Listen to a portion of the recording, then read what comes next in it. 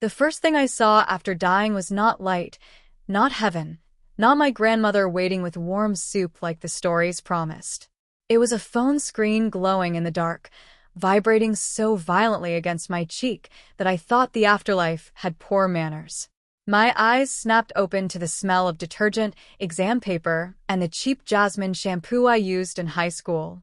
My heart was still carrying the memory of impact, of rainwater flooding my ears, of my mother screaming my name through a hospital curtain, but my hand moved before my brain did. I grabbed the phone. The screen showed 5:42 a.m., April 16th, senior year, mock university entrance examination day. Under the time, one notification pulsed like a tiny red wound. Class 3 Elite Notice Group, 99 plus messages. I stopped breathing. Not because I did not remember this day, because I remembered it too well. This was the morning the whole class followed the wrong notice, missed the first exam bell, and turned me into the criminal who ruined everyone's future. This was the morning I had sprinted through pouring rain to fix a lie I had not made, begged security to reopen the West Gate, called parents, called teachers, called the academic office, and still ended up kneeling outside the principal's office, while 46 classmates cried as if I had personally burned their admission tickets. This was the day my life cracked. In my first life, I stayed in that group chat. I stayed because I was class monitor, because I was the reliable girl, because I was the one who remembered room changes, collected homework, printed review packets, reminded everyone when to bring ID cards, and corrected every rumor before it grew teeth. I stayed because I thought being useful would make people kind to me. It did not. My thumb hovered over the notification. My name back then had been typed in hundreds of messages, not with gratitude but accusation. Why didn't Nora correct it earlier? Wasn't Nora responsible for notices? She saw it and stayed silent. Maybe she wanted top rank for herself. Then came the edited screenshots, the forged voice message, the school forum post with my student photo circled in red, the parents at the gate calling me vicious, the teacher who told me one person's carelessness could bury a whole class. I lost my recommendation slot. My scholarship was frozen. My father, already sick, collapsed after hearing parents shout that I was a snake. And when the final exam season came, the same classmates who copied my notes refused to sit near me, afraid my bad luck would infect them. In the old life, I died at 24 after years of carrying a scandal that was never mine. In this life, at 5:43 a.m., I opened the group chat, read the first life forming again, and quietly tapped Leave Group. The room went so silent after that tiny tap that I heard the old pipes ticking inside the wall. The phone asked if I was sure. That was funny. It asked so gently, as if leaving a group chat was more dangerous than staying in a room full of smiling people waiting to hang you. I pressed confirm. Just like that, Class 3 Elite Notice Group vanished from my message list. No dramatic Sander. No heavenly dram. No villain gasping in the corner. Only the gray blanket across my knees, the bitter taste of rebirth in my mouth, and a strange softness in my fingers, as if I had set down something heavy I had carried across 2 lifetimes. A second later, private messages began arriving. I already knew whose name would appear first. Amelia Zhao. Class beauty, teacher's pet, scholarship rival, professional tearmaker, and the girl who had destroyed me while looking like she was praying for me. Nora, why did you leave the group? Then, before I could blink, another message. Did something happen? Everyone is confused. A third. You're still responsible for today's notices, right? I stared at her profile picture, a pastel selfie under cherry blossoms, the same innocent tilt of the head she used in front of adults. In my first life, Amelia had posted the wrong notice at 6:10 a.m. claiming the exam venue had changed from East Building Hall A to West Campus Lecture Theater 4 because of electrical maintenance. She said she forwarded it from the academic office. The fake notice had the school logo, a copied teacher signature, and enough formal wording to fool a tired student before sunrise. I had seen it at 6:13 while brushing my teeth. I had immediately said it was wrong. Nobody believed me because Amelia cried in the chat and said I was targeting her.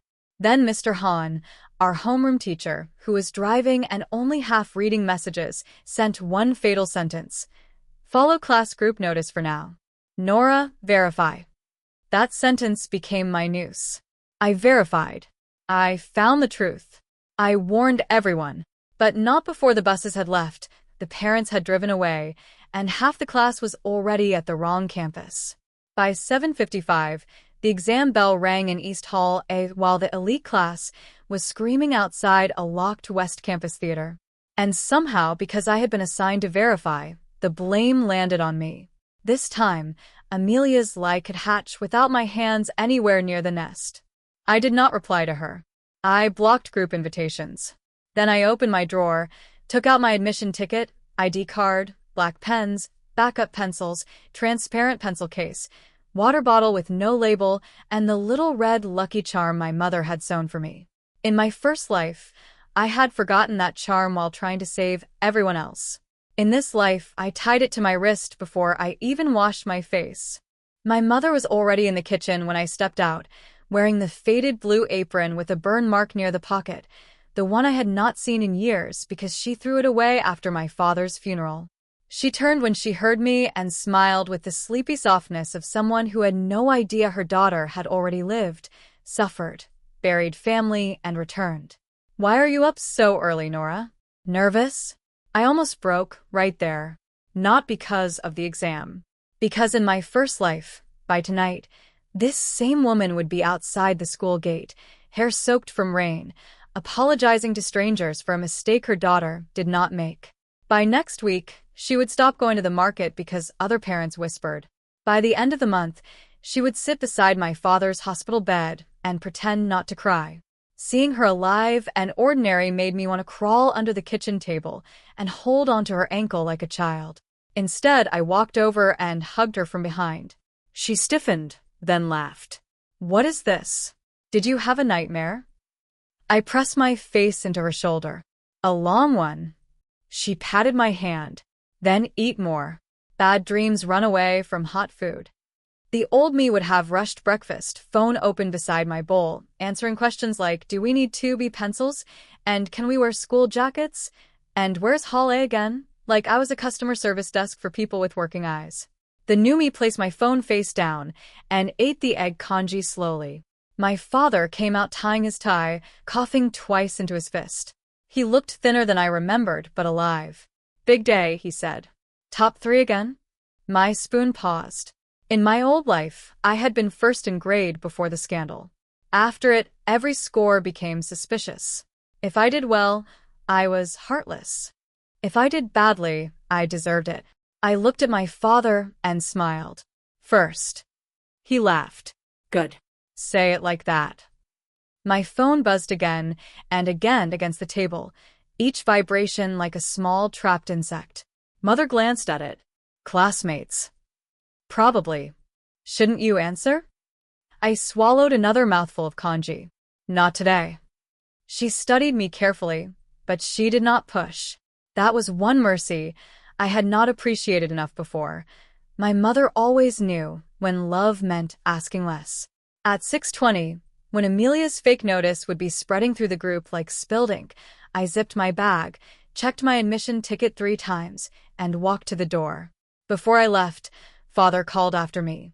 Nora, remember, don't panic if something goes wrong. I looked back at him. In my heart, something had already gone wrong once and swallowed all of us. This time I said, I won't panic. I'll watch. The sky outside was the pale gray of a held breath. Our apartment complex had not changed. The cracked steps, the bicycle with one flat tire near the gate, the old security uncle watering plants that were mostly dirt. Everything looked ordinary, which made the rebirth feel even more violent. People think revenge begins with screaming, with public slaps, with dramatic announcements. Mine began with walking at a normal pace to the bus stop while my classmates ran toward a cliff they had chosen because they liked the voice that told them where to go. On the bus, I sat by the window and opened my messages. The private ones had multiplied. Amelia. Nora, seriously, why are you ignoring me? The venue changed, right? Ryan. Monitor, confirm. West Campus. Lily. Are we going to West? Amelia said yes. Ben. Nora, stop being weird. People need to know. Mr. Han had called twice. That one made my fingers tighten, but only for a moment. In my first life, he had not answered when I called him 7 times with proof from the academic office. Later, in the investigation meeting, he said he was busy maintaining order and that I should have handled my duties more carefully. The phrase, "your duties," had followed me like a curse. This time, I sent one message to him only, because I had learned the difference between protecting myself and making myself dirty. Teacher Han, I am no longer in the class group chat as of 5:44 a.m. because unofficial notices were being circulated without verification. I will follow the official exam arrangement posted on the school website and printed on my admission ticket. East Building Hall A, 8 a.m. Then I attached a screenshot of the official school website and a screenshot showing the time I left the group. I did not explain. I did not beg. I did not ask him to protect me. I created evidence. That was the first rule of surviving people who smiled while sharpening knives. Never trust memory when screenshots exist. Mr. Han did not reply. He called again. I declined and turned on call recording for future calls, then put my phone away. Outside, the bus passed the intersection where, in my old life, I had jumped out into rain and run because traffic had stopped. I remembered my shoes filling with water, my lungs burning, my voice cracking as I shouted into the phone, "Don't go to West Campus." I remembered Amelia crying over speaker, "Nora, why are you blaming me? I only wanted to help." I remembered 46 people deciding her tears were evidence, and my proof was arrogance. The bus rolled smoothly through the green light. My shoes stayed dry. For 1 second, guilt rose in me out of habit. Then another message preview flashed from Ben. She thinks because she studies well she can act superior. Just follow Amelia. The guilt died quietly, like a candle pinched between 2 wet fingers. At 7:02, I reached East Campus. The main gate was open, banners hanging overhead. Senior mock examination, integrity, discipline, excellence. In my first life, those words had mocked me for months. Today, they looked almost funny. Students from other classes streamed toward the East Building, clutching transparent pencil cases and breakfast buns. Parents hovered near the gate, giving last-minute advice that nobody wanted. The air smelled like steamed bread, dust, and nerves. I walked straight to the information board, took clear photos of the posted seating chart, the venue notice, the time-stamped announcement, and the teacher duty roster. Then I stood in front of Hall A and recorded a short video panning from the building sign to the exam banner to the wall clock showing 7:08. I was not planning to post it yet. Evidence was like medicine. Wrong dose, wrong time, and people called it poison. A girl from class 5 waved at me. Nora. "Why are you alone? Where's your class?" I smiled. "On their way, I'm sure." She laughed, thinking I was joking, and hurried inside. I found my seat in row 3, seat 11. The room was almost empty except for a few early students from other elite classes. I placed my admission ticket on the top right corner of the desk, aligned my pens, and sat down. My body remembered exam anxiety, but my mind was busy listening for the distant sound of consequence. At 7:19, my phone buzzed again. This time, a new group invitation appeared from Emergency Exam Coordination. Created by Amelia. I did not join. A private message from Lily followed. "Nora, everyone is at West Campus. Theater 4 is locked. Do you know where the key is?" I stared at that sentence for a long moment. The old Nora would have stood up so fast her chair scraped. She would have called the academic office, messaged the security guards, begged Mr. Han to act, typed with shaking fingers. "Wrong campus. Come back now." The new Nora took one slow breath and typed, "I am seated at the official exam venue according to my admission ticket." I did not add anything else. Lily saw it immediately. Her reply came in 3 pieces, each more panicked than the last. "What?" But Amelia said changed. "Why didn't you say earlier?" There it was. Not, "Is Amelia wrong?" Not, "Did we check the official notice?" Not, "Thank you for telling me where you are." Straight to the shape they had carved for me. "Why didn't you save us from ourselves?" I turned my phone face down again. Around me, Students opened pencil cases, whispered formulas, stretched their fingers. At 7:35, the first invigilator entered with sealed exam packets. At 7:36, my phone started vibrating continuously. At 7:40, the school loudspeaker crackled. At 7:45, Mr. Han finally sent a message. Nora, call me immediately. I did not call him. That sounds cruel, unless you have once called a person while drowning and watched them use your hand as proof you pulled others underwater. Instead, I sent a written reply. Teacher Han, phones are not allowed once seated in the exam venue. Please contact the academic office. I have followed the official arrangement. He read it. No reply. Then my phone showed Amelia calling. I let it ring until it stopped. She called again. Then Ryan. Then Ben. Then a number I recognized as Amelia's mother, saved in my first life because she had called me a little murderer at the gate. I blocked that number without ceremony. At 7:52, the chief invigilator walked down the aisle. All phones off and placed in bags. Admission tickets visible. I powered mine down. That simple black screen felt like a door closing. For the first time in both lifetimes, I entered an exam carrying only my own future. At 8 o'clock, the bell rang. Not metaphorically. Actually. A sharp metallic sound cutting through the morning, clean and merciless. My fingers closed around my pen. The paper landed on my desk. Chinese compréhension, classical passage, et c'est prompt. I looked at the first page and almost laughed because I remembered it. Not word for word, but like seeing an old enemy from across the street. In my first life, I had barely finished half the paper after losing 40 minutes to chaos. Even then, I scored near the top, which made them hate me more.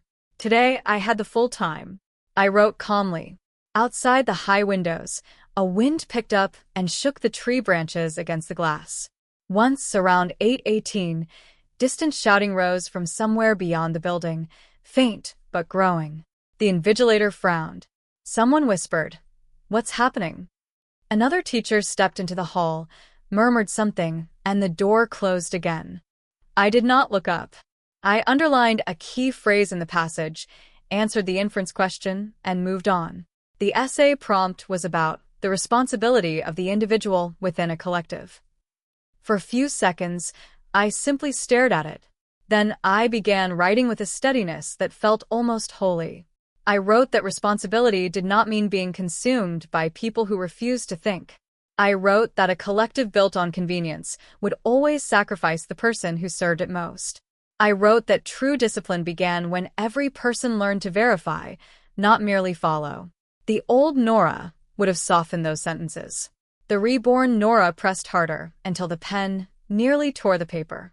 The first rupture came during the 10-minute break between exams. Phones were returned briefly in the courtyard under teacher supervision, and the moment mine powered on, it lit up like a crime scene. Missed calls, 63. Messages, too many to count. The class had not merely gone to the wrong building, they had gone to the wrong campus, found the lecture theater locked, argued with security, waited for Mr. Han, then discovered that the maintenance notice had never existed. By the time they boarded emergency buses back to East Campus, the first exam had already begun. School policy allowed late entry only within 15 minutes. They arrived at 8:27. The gate teacher refused to let them enter. Parents screamed. Students cried. Someone tried to climb the side gate and scraped his knee. Amelia fainted, or pretended to, depending on which version was circulating. I stood under a camphor tree, reading the messages in silence. The new emergency group had leaked screenshots already. Nora knew. She said she was seated at East. Why didn't she warn us in the group? She left before the notice, suspicious. Maybe she planned this. I took screenshots. Everyone. Then I opened the school forum. A post had appeared at 8:43. Class 3 top student Nora Lynn leaves group chat before wrong notice. Whole class misses exam. Coincidence. The attached image was my profile picture, enlarged and blurred like a scandal thumbnail. In my old life, that post had destroyed me by lunch. This time, it was useful. The comments were already boiling. Students from other classes asked the obvious. Why would leaving a chat make others follow a fake notice? Didn't admission tickets show the venue? Who posted the wrong notice?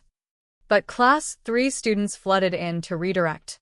Amelia's best friend Lily wrote, Amelia was only forwarding what she believed was official. Nora was monitor. She should have corrected it. I almost admired the speed. They had not even finished crying before assigning roles. Amelia, innocent helper. Nora, cold traitor. Everyone else, helpless victims with admission tickets apparently printed for decoration. Then a message arrived from my mother. Some parent called me. Are you okay? My chest tightened. In the first life, I had hidden everything until rumors reached her, which made her feel powerless and ashamed. This time, I sent her 3 things. My screenshot leaving the group at 5:44, the official notice, and my message to Mr. Han at 6:31. Then I wrote, I am okay. I followed the official notice. Do not apologize to anyone. Do not answer unknown numbers. She replied after 1 minute. Good. Take your exam. We are not afraid. I read that twice. My eyes burned, but the bell rang for the next exam before tears could fall. I put the phone away and walked back inside. The administration office smelled exactly as I remembered. Old paper, disinfectant, and adults pretending they were not afraid of angry parents. In the first life, I had been dragged there like a suspect. This time, I walked in when summoned, sat down before anyone told me to, and placed my phone on the table. Present were Principal Qian, Vice Principal Liu, Mr. Han, the academic director, 3 parent representatives, Amelia and her mother, and me. No one had invited my parents yet. Of course not. In their minds, I was still a student to be pressed until she apologized. Principal Qian folded his hands. Nora, today's incident has caused serious disruption. We need you to explain why you left the class notice group on an examination morning. I nodded. I left because the group was no longer functioning as an official notice channel. Students were circulating unverified information. I did not want my presence to be interpreted as endorsement. Amelia's mother scoffed. What a convenient excuse. I turned on my phone and opened the screenshot folder. At 5:44, I left the group. At 6:31, I messaged Teacher Han that I would follow the official exam arrangement, East Building Hall A. At 7:08, I photographed the notice board. At 7:09, I recorded my arrival at the official venue. At no point did I receive or confirm any instruction changing the venue. The academic director leaned forward despite himself. Evidence had a way of making adults sit straighter. Mr. Han cleared his throat. Nora, as monitor, perhaps you should have remained in the group until after the exam. Teacher Han, I said, keeping my voice respectful enough to be sharp, is class monitor a student leadership role or an emergency liability position? His mouth opened, then closed. Vice Principal Liu coughed into his hand. Principal Qian frowned. Mind your wording.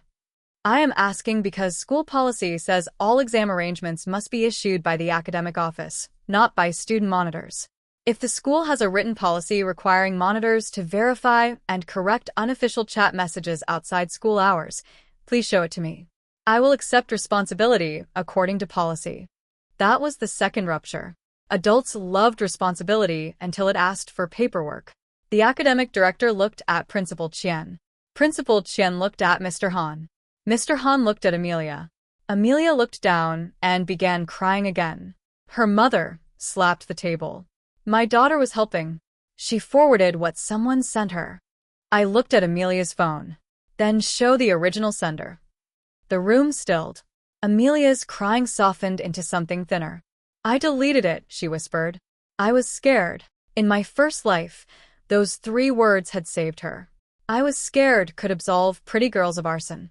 This time, I smiled faintly. That's unfortunate. I didn't delete anything. They did not expect me to have the old evidence because in this life, technically it had not all happened the same way. But people repeat themselves when they think their first performance was successful. Amelia's fake notice had the same wording, the same punctuation error in the phrase, temporarily adjusted to the West Campus, even the same compressed school logo that blurred around the edges. In my old life, I had spent months obsessing over it, tracing the image, finding the source template in a student council folder, discovering too late that Amelia had access because she helped design event posters. Back then, no one cared. The investigation had already decided miscommunication. This time, I opened my cloud drive. Before leaving for the exam, I had saved a folder of template files from the official school website and student council public archive. I placed my phone on the table and zoomed in. This is the official notice format used by the academic office. This is the fake notice circulating today, according to screenshots students sent me privately. The header spacing is wrong. The font weight in the date line matches the student council event template, not the academic office template. The school logo is copied from the sports festival poster, which has a compression artifact here. I pointed. The academic director's eyes narrowed. How do you know that? Because I made the comparison when I saw students asking me privately. I did not want to speak without evidence. That was partly true. The best lies are not lies. They are truths wearing simpler clothes. Amelia's mother laughed harshly. A student can talk about fonts all day. That does not prove my daughter made it.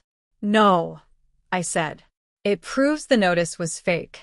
The school can check who first uploaded it to the group. Amelia's face went white under her blush. Mr. Han shifted.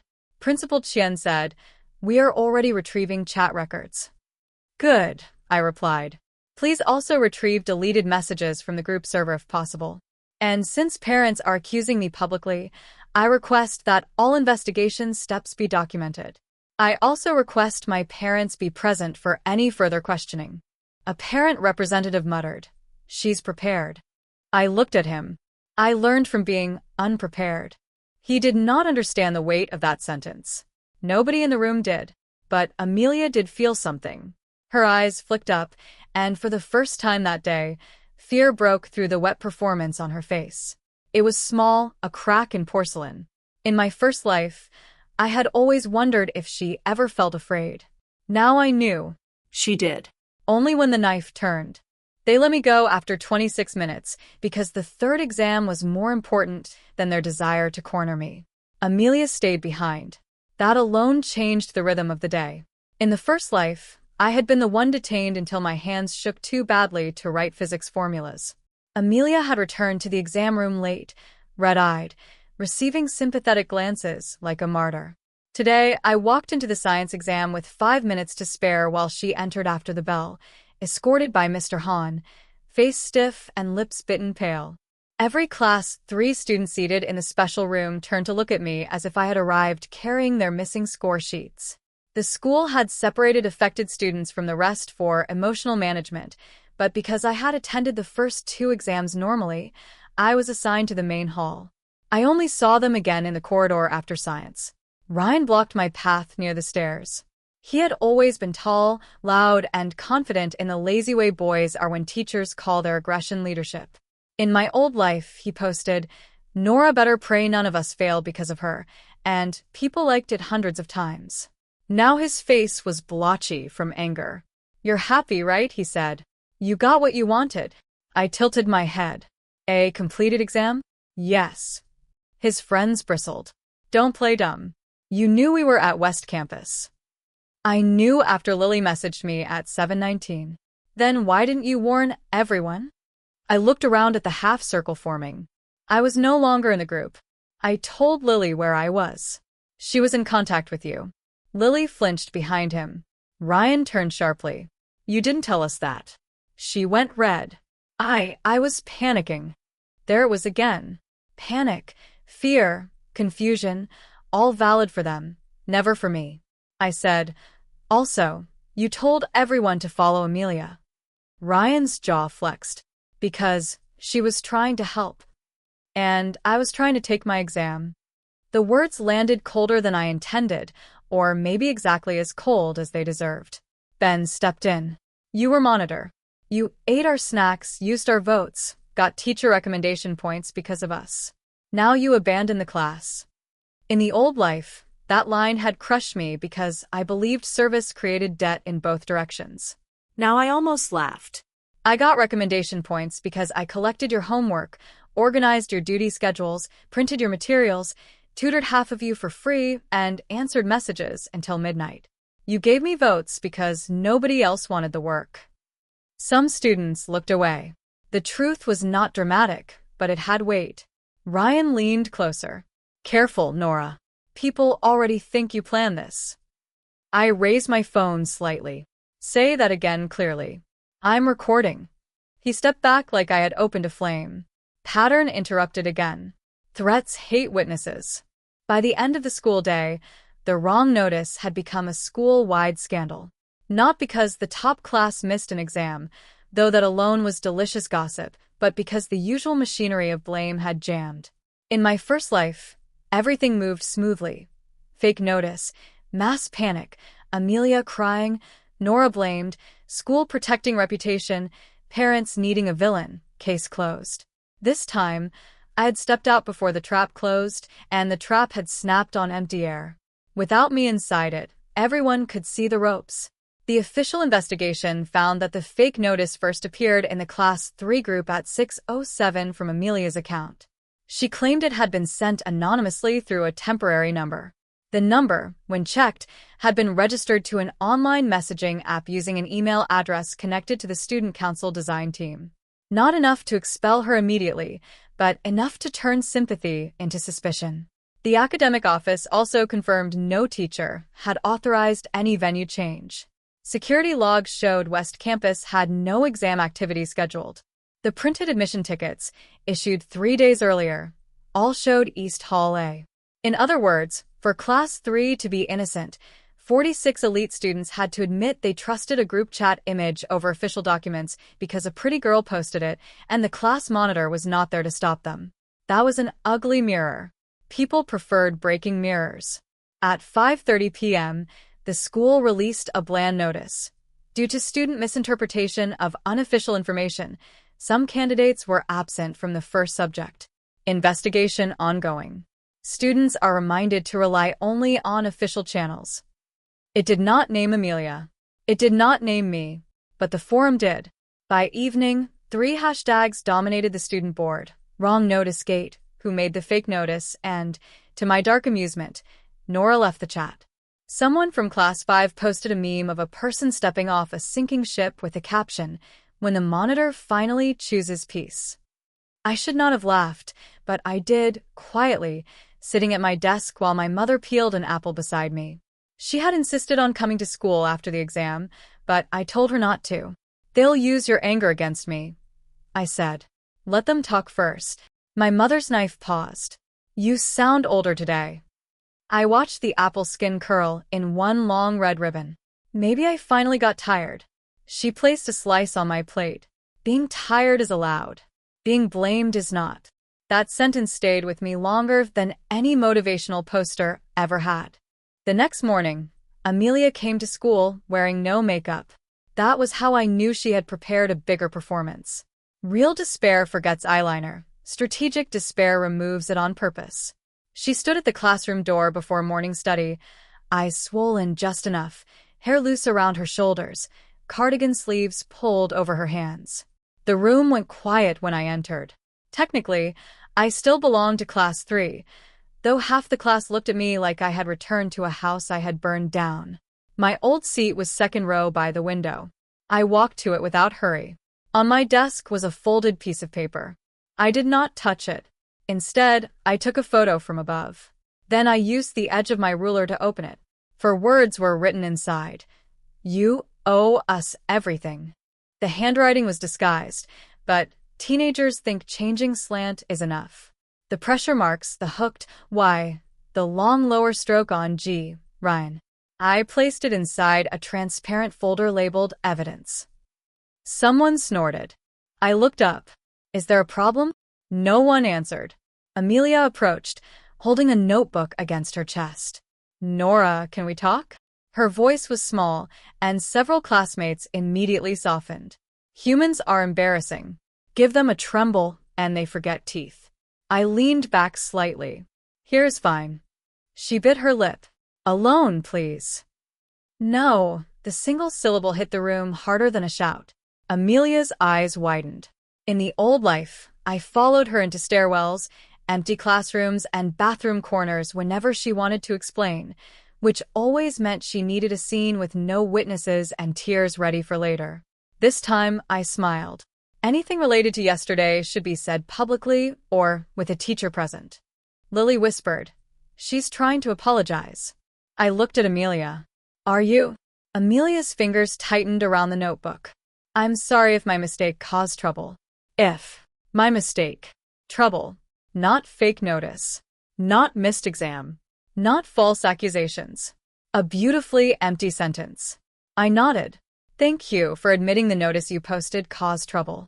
Her head snapped up. "That's not what You said your mistake." A few students shifted. Someone coughed to hide a laugh. Amelia's face flushed. Pattern interrupted. She recovered quickly, turning toward the class with wet eyes. "I know everyone is angry.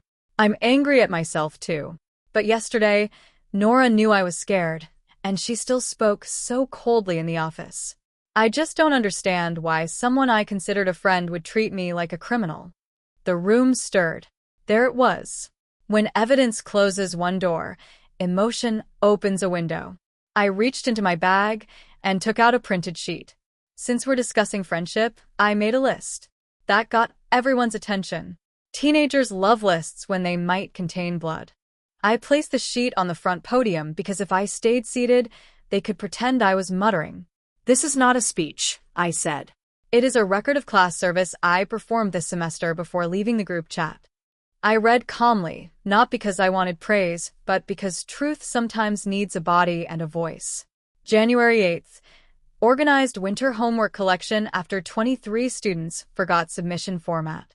January 14th. Printed 186 pages of physics revision at personal cost because the class fund had not been replenished. January 22nd. Sent corrected biology lab report template after Amelia uploaded the old version. February 3rd to March 28th. Answered 412 private academic questions from classmates after 10 p.m. March 9th. Reminded Ryan to submit competition registration before deadline. March 16th. Stayed after school to help Lily prepare English oral presentation. March 27th. Corrected false rumor that sports test was canceled. April 2nd. Confirmed chemistry seating chart after Ben posted wrong room. April 10th. Warned everyone that unofficial exam notices must be checked against admission tickets. I looked up. Several faces had changed. They remembered. Of course they remembered. Convenient people always remember the convenience. They simply forget the person. Amelia's smile had frozen. "Nora, why are you making it sound like we used to?" "I'm not making it sound like anything. I'm reading dates." Ryan slammed his palm on his desk. "So, what, you kept score?"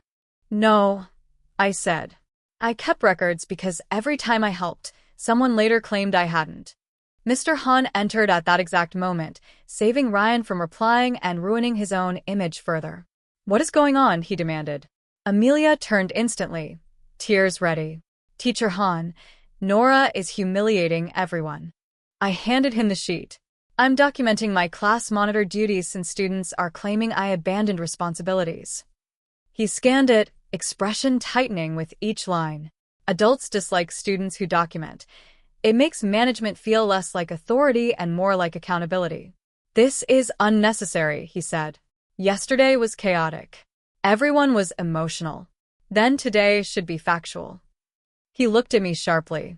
I held his gaze. In my first life, I feared teachers because they could write comments on files, recommend or not recommend, praise or isolate. Now I knew teachers were people inside systems, and systems hated clean records because clean records made them choose. Mr. Han folded the sheet. "Sit down. Morning study." Iset.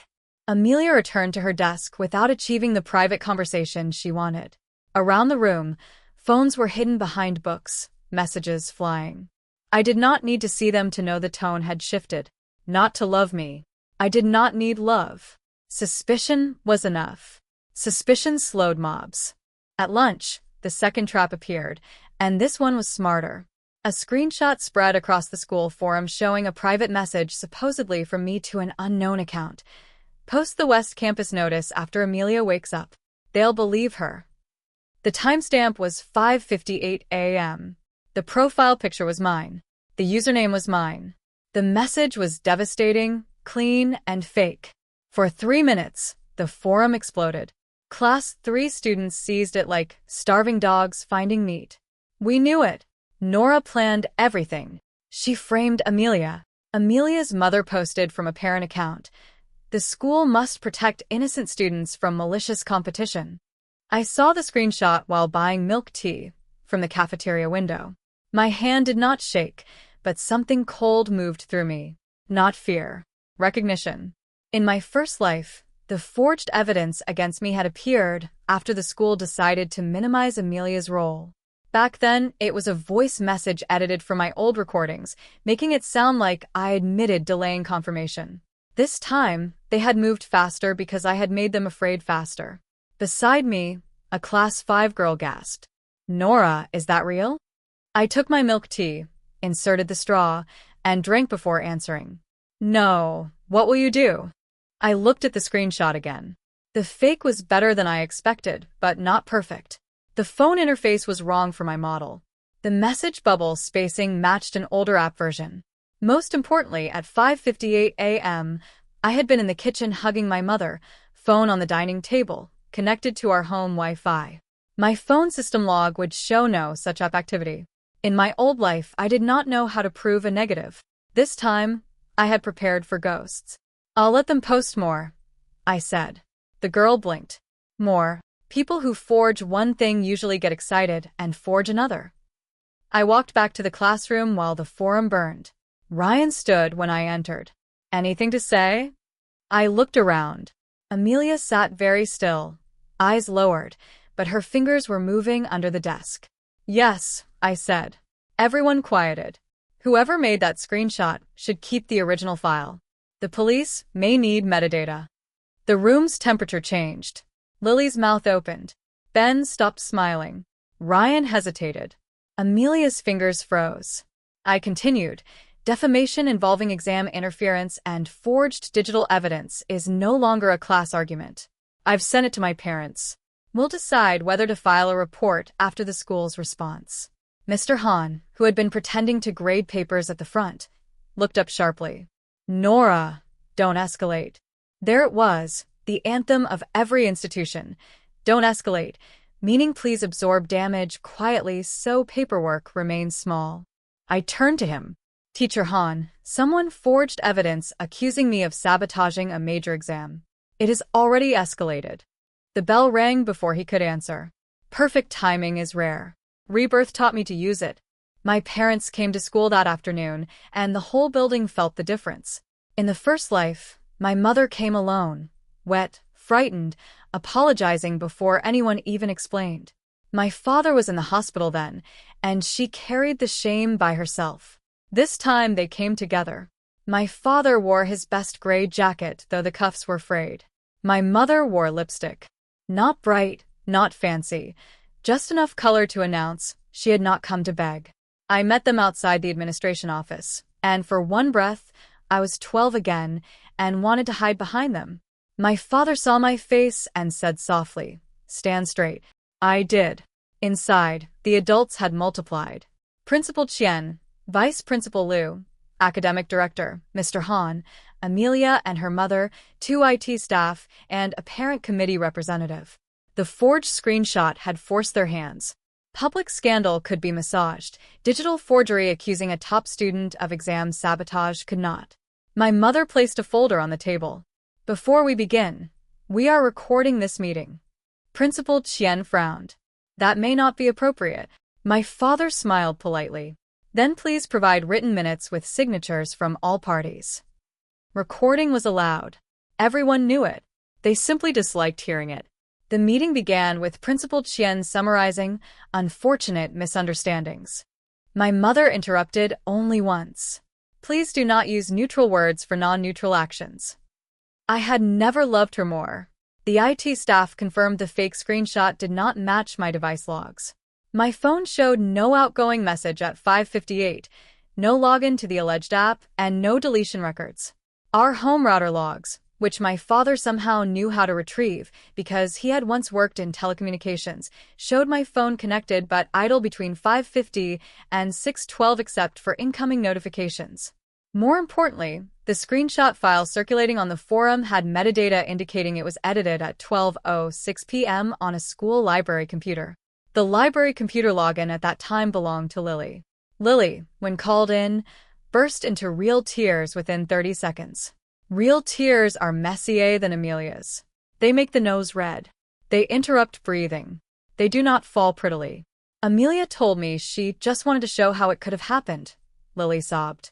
She said Nora was ruining her life. She said it wasn't going to be posted, only shown to teacher Han. Ryan posted it, not me. Ryan, dragged in next, shouted that Lily had sent it to him. Lily shouted back. Ben claimed he only reposted what was already public. Within 10 minutes, the loyal circle turned into a cage full of cats. Amelia sat silent, face blank. Her mother gripped her shoulder too tightly. I watched without satisfaction, which surprised me. I had imagined revenge would feel like fireworks. Instead, it felt like watching mold exposed under bright light. Necessary, ugly, and faintly sad. Then came the moment I had waited 2 lifetimes to see. The academic director asked Amelia directly, "Did you create or instruct anyone to create the fake screenshot accusing Nora?"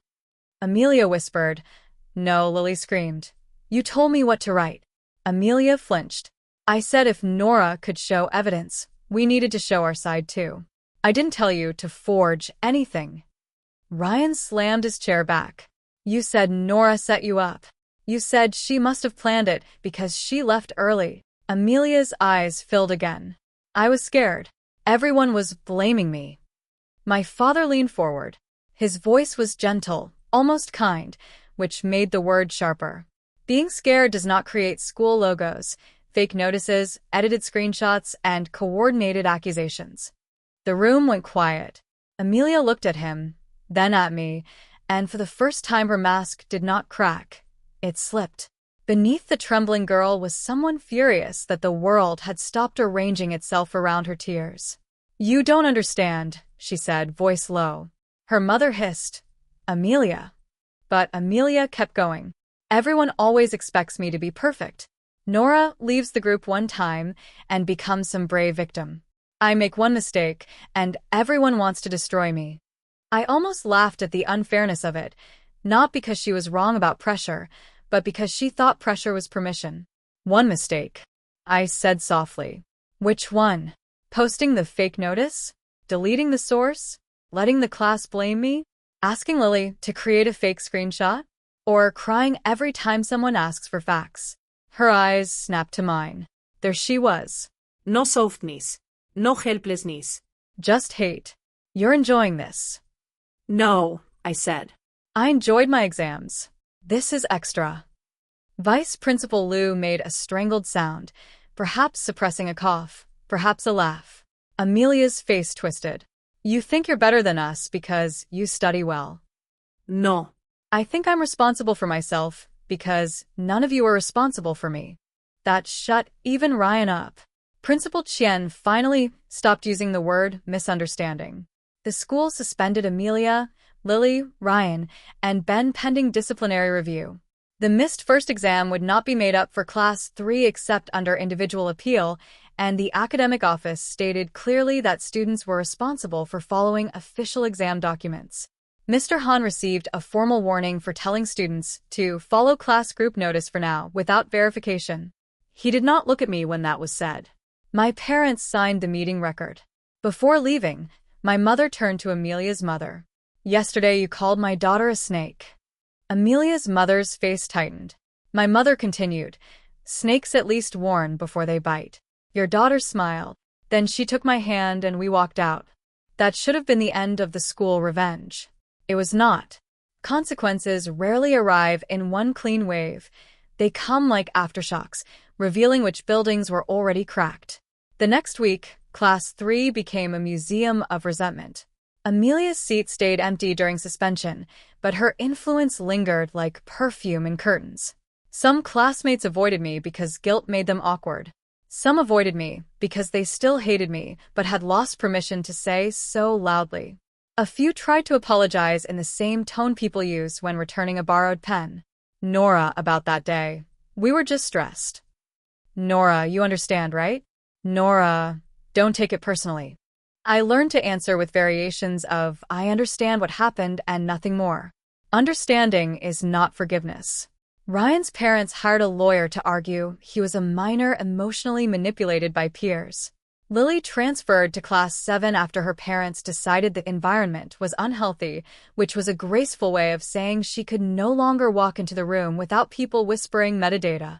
Ben attempted to become invisible, which did not suit him but did improve the classroom air. Mr. Hahn stopped assigning me unofficial duties.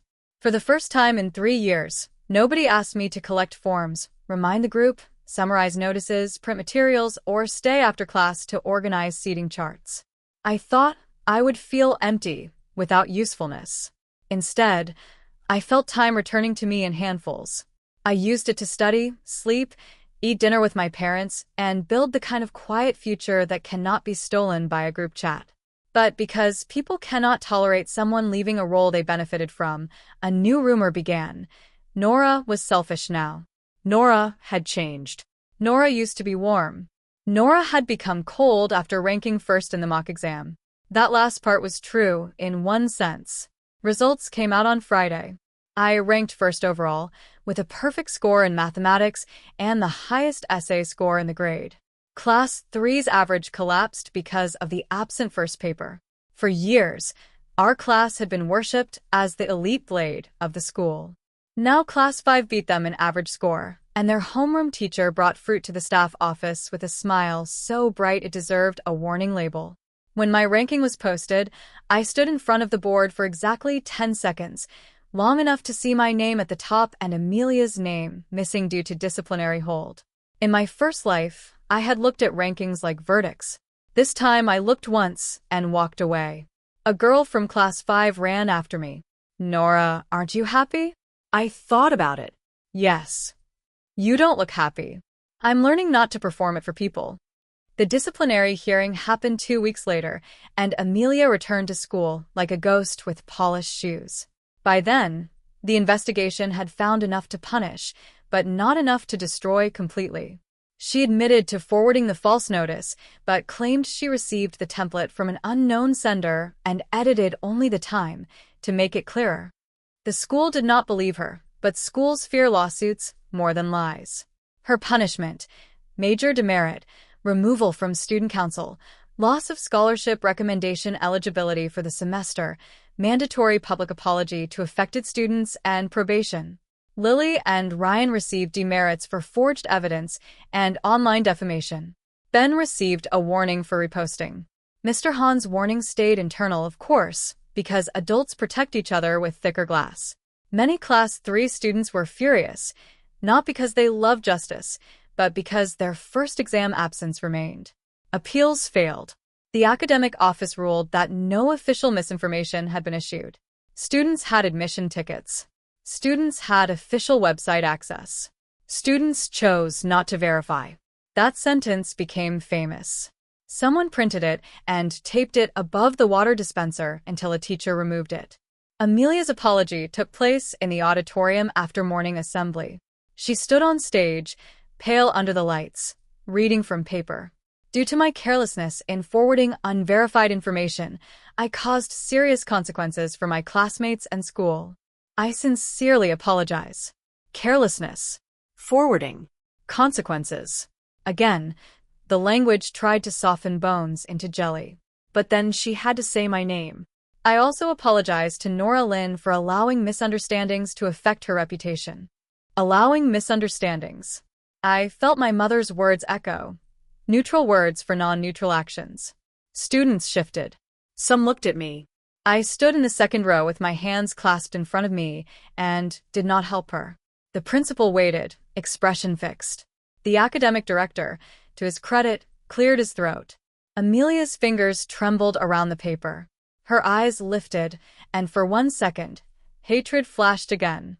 Then she swallowed. I apologized to Nora Lynn for posting unverified information, failing to correct false accusations against her, and for the later forged screenshot that further harmed her reputation. Not full truth. More truth than she wanted. Enough for the room to hear the shape of it. When she stepped off stage, no one applauded. That silence was more brutal than boos. In my old life, she had cried in front of the school and received applause for bravely enduring pressure. This time, silence followed her all the way down the steps. After the assembly, Amelia found me behind the library. I had gone there on purpose, not because I wanted confrontation, but because the old Nora had avoided places where pain happened.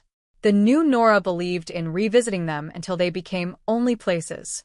The library courtyard had a ginkgo tree, a stone bench, and a blind corner where students often confessed, argued, or exchanged contraband snacks.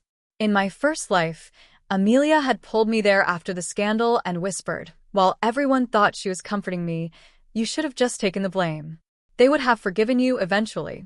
Now look how ugly you made it." That sentence had haunted me because it revealed the truth. She never needed me destroyed, only obedient. Today, I stood under the ginkgo tree, waiting. She came at 12:18, exactly when I expected, because performance requires timing and lunch period had fewer teachers. Her cardigan was gone. She wore the school blazer buttoned perfectly.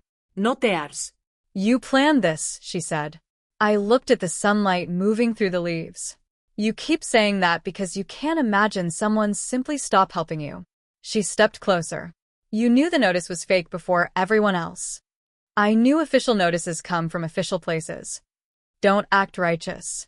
You left the chat to avoid responsibility." I turned to her. "Yes." That startled her. People expect denial when they accuse you. I continued. "I avoided responsibility that wasn't mine." Her mouth tightened. "You ruined me." No. I removed myself. "You filled the space." Her eyes shone, not with tears this time, but something harder. "Do you think they like you now? They don't. They're scared of you. They think you're cold." Good. Good. Fear is more honest than fake affection. She laughed once, bitterly. "You really have changed." For a moment, I almost told her. I almost said, "You killed me once. Not with your hands, but with 1,000 borrowed mouths. You turned my kindness into evidence, my silence into guilt, my panic into incompetence. I buried my father under the weight of your tears. I carried your lie into adulthood until it became the first thing people knew about me." I almost told her just to watch her face. But some truths are not meant for people who would only use them as material. So I said, "No." I stopped negotiating with people who benefit from my pain. She looked at me for a long moment. "You'll be alone." That was supposed to be the final knife. In high school, loneliness feels like death. I knew better now. "I survived being surrounded by people like you," I said. "Alone is easier." Her expression flickered. Footsteps sounded near the corner. She immediately softened her face, but this time 2 Class 5 students walked past, glanced at us, and kept going. No audience. No rescue. No scene. Amelia realized it too. Without witnesses, her tears had no currency. She turned and left first. The strange thing about becoming cold is how peaceful it is when you stop confusing warmth with availability. Before the wrong notice incident, my days had been shredded into other people's emergencies. Someone forgot a deadline, someone lost a worksheet, someone needed notes, someone wanted me to explain a chapter the teacher had already explained, someone wanted reassurance that the exam would be easy, someone wanted me to ask the teacher a question they were too lazy to ask. After I left the chat, those emergencies still existed, but they no longer entered my bloodstream. I built a new routine. Morning, arrive early, review alone in the East Courtyard. No phone until first bell. Lunch. Eat with Grace from Class 5 and Mina from the library committee, 2 girls I had barely known before because I was always busy being useful to people who treated me like furniture. Afternoon. Attend class, answer teachers when called, refuse unofficial tasks with please assign it through the teacher, until everyone learned I meant it. Evening. Dinner with my parents, 1 hour of walking with my father for his health, study until 10:30, sleep. My scores rose not dramatically but steadily, like water filling a clean glass. With the recommendation slot now uncertain for Amelia, teachers began discussing candidates again. In my first life, I lost that slot because parents argued I had ethical stains. This time, my record was annoyingly spotless and my evidence folder had become a legend. Still, I did not trust the school to choose fairness just because truth was available. Systems bend toward convenience. So when the academic director asked me to submit materials for the provincial recommendation program, I submitted everything twice. Digital copy with timestamps, printed copy with signed receipt. Mr. Han saw me asking the office assistant to stamp the receipt and frowned. Nora, you don't have to be so guarded. I looked at him. He had aged in 2 weeks, or maybe I had stopped shrinking him into an authority figure. Teacher Han, careful people make fewer misunderstandings. He understood the reference and looked away. Did I hate him? In my first life, yes. More than Amelia sometimes because he had been the adult. Now I felt something colder. He had wanted an easy story. Amelia gave him one. I complicated it. That was all. Not all harm is born from hatred. Some is born from laziness with a title. The final major trap came in May, when everyone thought the scandal had settled into dull resentment. This time, it was not a notice. It was a recommendation form. The provincial recommendation program allowed each school to nominate 3 students for early university consideration. The criteria were grades, conduct, leadership, competition awards, and teacher evaluation. I ranked first academically. My conduct record was clean. My leadership record, ironically, was extensive because I had done years of class labor before retiring from unpaid emotional management. Amelia, even with her demerit, still had competition awards and connections. Ryan's family pushed for his sports leadership.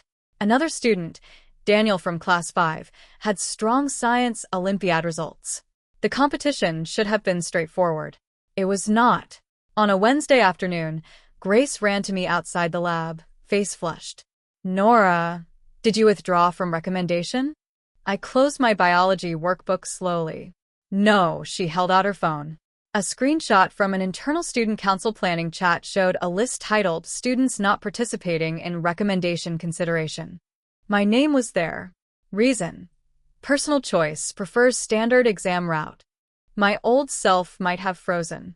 My new self felt the world narrow into a clean line. Wrong notices, fake screenshots, withdrawn recommendation, different costumes, same play. I asked Grace to send it to me, then walked directly to the academic office. No classroom confrontation. No holwa argument. No asking Amelia first. People who steal your umbrella in rain do not deserve a debate about weather. The office assistant, Andy Chun, looked up when I entered. By then she liked me, partly because I always brought documents in order, and partly because adults respect students who do not waste their time. Nora? Needs something stamped. I need to confirm whether I submitted any withdrawal from the provincial recommendation program. Her expression sharpened. Wait here. She checked the system. Then, she checked a paper folder. Then, she called the academic director. Within 12 minutes, I was sitting in another office, looking at a withdrawal form with my name printed at the top and a signature that attempted mine with insulting confidence. It was not terrible. Whoever made it had seen my signature from class forms. But they made one fatal mistake. In my first life, after years of legal documents and hospital forms, my signature had changed. In this life, after Rebirth, I had deliberately changed it early, added a small upward hook under the last stroke, registered consistently on every official document since the wrong notice incident. The forged withdrawal used my old simple signature, the one from before April 16th. I almost smiled. Time had betrayed them on my behalf. This is not my signature, I said.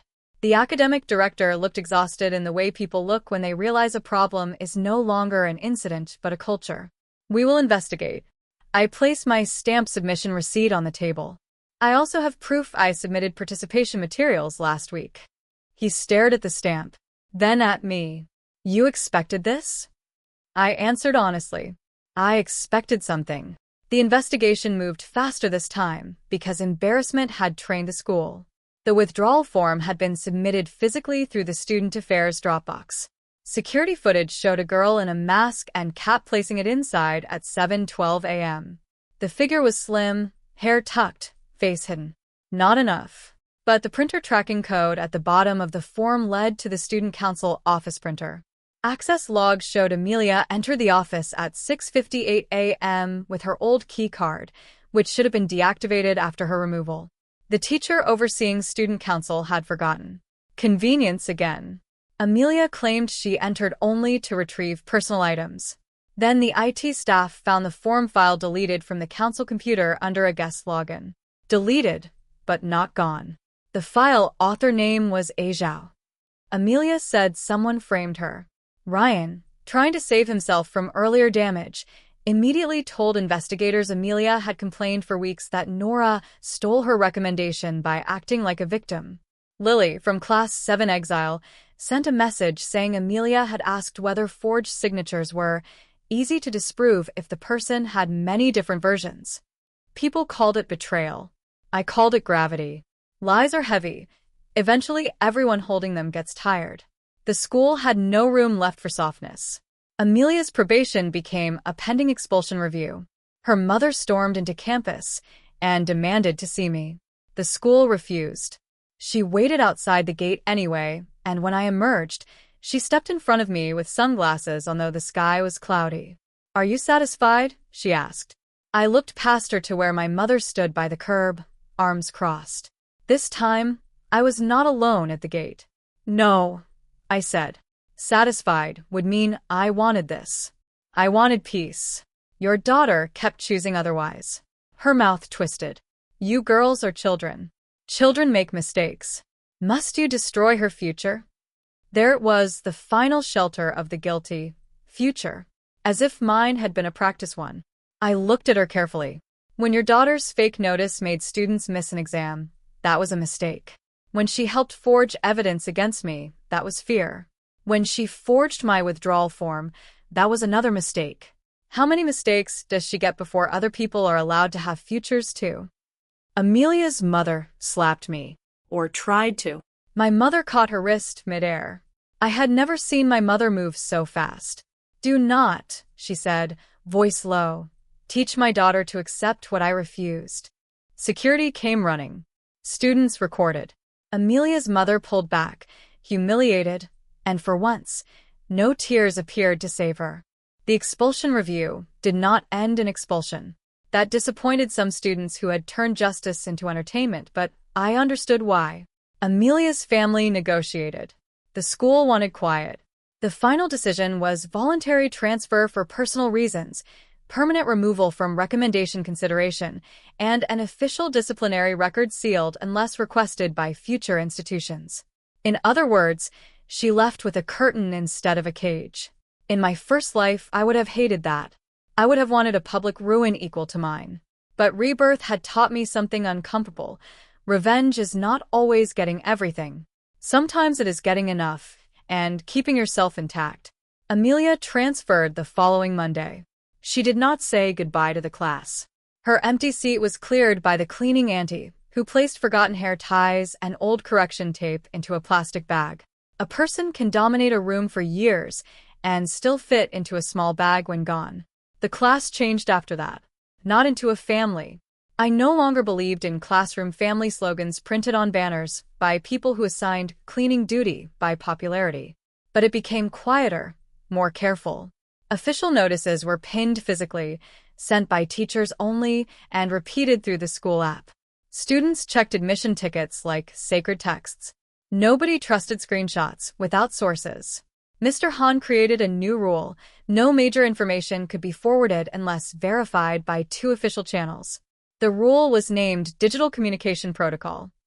Students named it Nora's Law. I hated the nickname, then tolerated it, then found it faintly funny. Ryan stopped speaking to me entirely, which improved both our lives.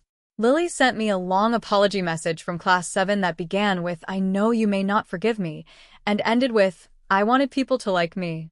I did not reply for 3 days. Then I wrote, "Wanting to be liked is not a reason to harm someone. I hope you learn that before it costs more." She thanked me. We were not friends. Not every apology needs a reunion. Ben became polite in the exaggerated way cowards are polite to people they once underestimated. Grace and Mina became my real friends, though real looked different now. It did not mean constant messaging or dramatic loyalty speeches. It meant Grace saving me a seat without demanding my notes, Mina sending official links instead of rumors, both of them laughing when I said no to things because they liked me with boundaries, not to spite them. The recommendation results were announced in June. I received the first provincial nomination. Daniel from Class 5 received the second. A quiet girl from Class 2 with National Calligraphy Awards received the third, surprising everyone except the teachers who actually read applications. The announcement was posted on the official website, printed on the board, and sent through the school app. No group chat. No screenshots. No ambiguity. I stood in front of the board with Grace and Mina, reading my name. For a moment, the hallway blurred and another scene overlapped. Old life Nora standing in the same place, seeing Amelia's name where mine should have been, hearing whispers, feeling something inside me fold. I closed my eyes. The past did not disappear. It leaned close sometimes, breathing cold against my ear. But when I opened my eyes, my name was still there. Nora Lynn, recommended candidate. First ranked. Conduct excellent. My hands trembled, and this time I let them. Grace bumped my shoulder. You did it. Mina said, don't say something cold. Just be happy. I laughed. I'm happy, and I was. Not exploding happy. Not movie ending happy. A deeper kind. Like a locked room opening after years underground. That evening, my parents took me to a small restaurant near the river. My father ordered too much food. My mother took too many photos. The fish was overcooked, the soup too salty, the table wobbled, and it was one of the best meals of my life. Halfway through dinner, my father raised a paper cup of tea. To leaving bad chats, he said solemnly. My mother burst out laughing. I groaned, but I raised my cup too. To checking official notices, I said. My mother added, to not apologizing for other people's foolishness. We drank tea like champagne. Later, walking home under streetlights, my father asked, do you regret not warning them more? The question did not offend me because he asked gently, not as accusation. I thought about the students at West Campus, scared and angry, watching the wrong gate stay closed. I thought about old Nora running through rain to save people who still fed her to the fire. Sometimes, I said, but regret isn't always a sign you did wrong. Sometimes it's just the scar of who you used to be. My father nodded slowly. That sounds painful. I looked at my mother walking ahead, bargaining with a fruit seller over lychees. It was. Less now. The final examination season arrived hot and airless. By then, I had become a different kind of legend. Not beloved. Not hated exactly. More like a caution sign near a cliff. Useful. Respected. Occasionally resented by people who wanted to climb over it. Younger students whispered that I had predicted the wrong notice because I was secretly a hacker. Others said I had a lawyer uncle, a police cousin, a photographic memory, a hidden recording device in my hair clip. My favorite rumor was that I could identify fake documents by smell. I did nothing to correct these unless they harmed me. Mystery was not truth, but it was sometimes better protection than friendliness. The night before the final exam, Class 3 received one last test from fate. At 9:42 p.m., someone posted in a newly created anonymous confession forum. Tomorrow's exam entry time delayed to 9 o'clock due to heat warning. Don't arrive too early. It looked official enough to fool someone desperate. Within minutes, students began messaging each other. Not me. That was the miracle. They messaged teachers, checked the website, called the hotline, compared admission tickets. The academic office posted a clarification at 10:03. False information. Exam entry unchanged. No chaos. No missed bell. No scapegoat. The class group, now teacher-controlled, stayed orderly. Mr. Hun wrote, good job verifying through official channels. Someone replied with a sticker of a cat saluting. I saw the screenshot because Grace sent it to me with, your children are learning. I replied, I resigned from motherhood.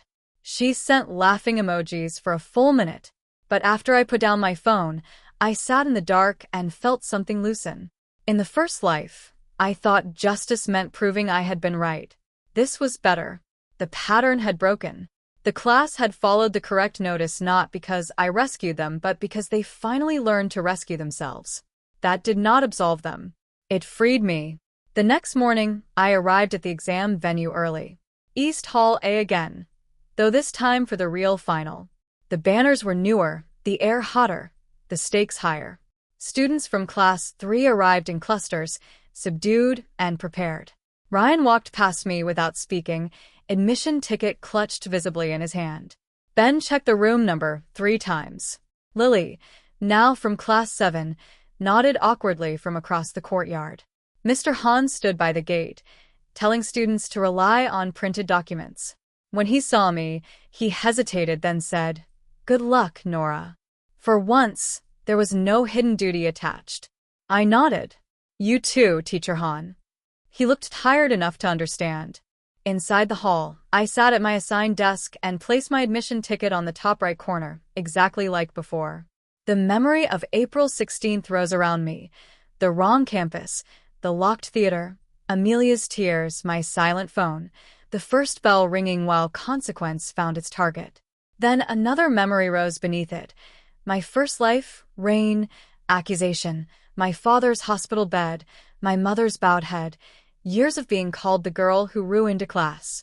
For a moment, the two lives pressed together so tightly I could not breathe. I closed my eyes and touched the red charm on my wrist. My mother had resewn it after the thread frayed. "For luck," she said. But I no longer believed luck was soft. Luck was preparation meeting a door you were brave enough to walk through. The invigilator placed the paper face down. "Do not turn over until instructed." Around me, hundreds of students held their breath. No one was at the wrong campus.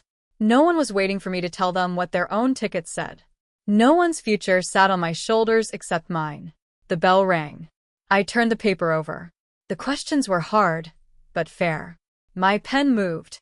Time narrowed to ink. Thought, answer, page. Outside, cicadas screamed in the trees. Inside, the room was a machine of quiet effort. Halfway through, a strange thing happened. I forgot Amelia. Not completely, not forever, but for 20 whole minutes, I forgot her existence. I was not reacting to harm, not preparing evidence, not defending my name, not measuring every word for traps.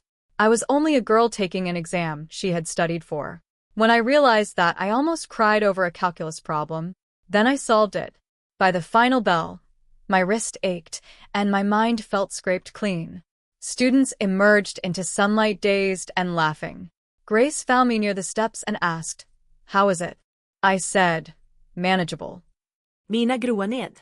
"That means you destroyed it." Maybe I did. Maybe I did not. For once, I did not need the result immediately to know I had won something. Results came in July. I was admitted early through the provincial recommendation program to the university I had once watched from outside a locked future. My final exam score, released later, would have gotten me in anyway. That was the part one liked most. The recommendation no longer felt like rescue. It felt like confirmation. The school held a small ceremony for admitted students. Principal Chen gave a speech about resilience, integrity, and the importance of official communication channels, because adults love turning student trauma into institutional slogans once danger has passed. I stood on stage in a white blouse and navy skirt, holding a certificate while cameras flashed. My parents sat in the second row. My mother cried openly. My father pretended not to and failed. Mr. Han shook my hand afterward. "You are an excellent monitor," he said. I looked at him until he corrected himself. "You are an excellent student." "Thank you," I said. That small correction mattered more than he knew. Near the auditorium exit, I saw Amelia for the last time that year. She was not supposed to be on campus, but transfer paperwork brought her back with her mother. She stood partly hidden behind a pillar, wearing a different school uniform. For a moment, we looked at each other across the hallway. She seemed smaller, not because she had shrunk, but because I had stopped arranging her at the center of my life. Her expression held no tears, No hate. Only a tired blankness I could not read. I wondered what story she told herself now. That I ruined her? That she was unlucky? That everyone betrayed her? Perhaps. People like Amelia rarely meet mirrors they do not blame for reflection. She opened her mouth as if to speak. I did not wait. I turned away first. Not dramatically. Not with a final line. I simply had somewhere else to be. Outside, Grace and Mina were arguing about which restaurant to choose for celebration. My parents were taking photos near the school gate. The sky was painfully blue. I stepped into it without looking back.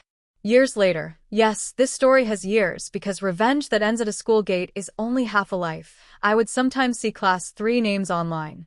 Ryan went to a decent university after repeating a year and eventually learned to write emails with subject lines like an adult. Lily became a graphic designer, which was either irony or growth. Ben joined his family business and once liked a professional article I posted about digital accountability and education, then unliked it 5 minutes later. Mr. Han retired early due to health reasons, and I sent no message, though I hoped he found peace with fewer teenagers and fewer group chats. Amelia vanished for a long time. Then one winter, during my final year at university, I saw her name attached to a small scandal at another institution: forged volunteer hours, disputed recommendation letter, family claiming misunderstanding. I stared at the article for a while, waiting for satisfaction. It did not come. Only a dull sadness, like seeing someone choose the same locked door in every building. Grace, still my friend, sent me the link with, "Your old villain has no character development." I replied, "Not my villain anymore." And that was true. The opposite of love is not hate, and the end of revenge is not always forgiveness. Sometimes it is irrelevance. I built a life after leaving that group chat. I studied educational policy and digital systems, partly because I wanted to understand how small lies become public disasters. I helped design verification protocols for schools, tools that made it harder for unofficial notices to masquerade as truth. The first time a pilot school avoided a major exam mix-up because students checked a verified app instead of a rumor thread, I went home and laughed until I cried. My mother thought I had overworked. My father said, "Bad dream finally ending?" I said something like that. The red charm stayed on my desk, faded and soft at the edges. I no longer needed it for luck, but I kept it as proof that once, a girl woke up before dawn with a second chance and chose not to bleed for people holding knives. When I tell people this story now, they often ask the wrong question. Did you know they would miss the exam? Yes. Could you have saved them? Maybe. Was leaving the chat revenge? At first, I would say yes, because anger was simpler than explaining the anatomy of survival. But the older I got, the more honest I became. Leaving was not revenge. Leaving was the moment I stopped volunteering to be the bridge everyone crossed and blamed for the river. The revenge was what happened after, not because they suffered, but because they had to meet themselves without me standing in the way. They followed the wrong notice because they preferred convenience over verification. They blamed me because they preferred a villain over a mirror. Amelia forged lies because tears had always worked faster than truth. Mr. Han hesitated because authority without courage becomes paperwork.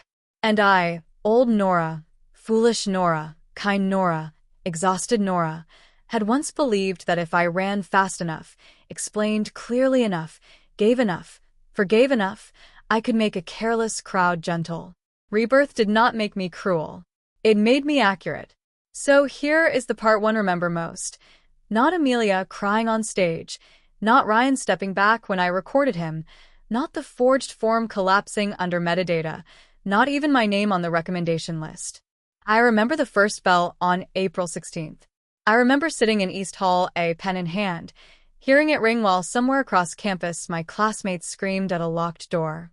In my first life, that bell sounded like doom because I was outside it, trying to drag others back from their own choices. In my second life, that same bell sounded like permission.